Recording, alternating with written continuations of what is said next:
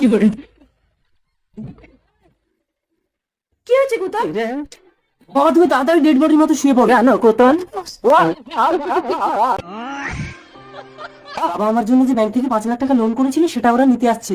চারা না তুমি তাড়াতাড়ি কান্নার নাটক করো। আমার শ্বশুর গো, বাবা তুমি চল। কি হয়েছে আপনার বাবা? আমার বাবা মারা গেছে। ও সেট, মরার আগে উনি যদি এই ফর্মটাতে একটা সই করে যেত তাহলে ওনার 5 লাখ টাকাটা পুরো ছাড় হয়ে যেত।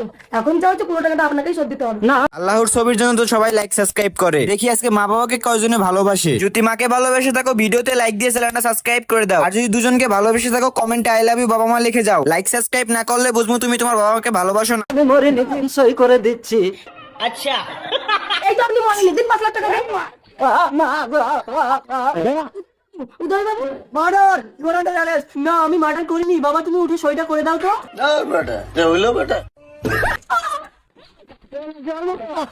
সই করে দিচ্ছি। ম্যাডাম এবার আপনাদের 5 লাখ টাকা সত্য। কিন্তু আপনার বাবা তো মরেনি। বাবা না, ওটা আমার বাবার আত্মা ছিল। আত্মা ভূত।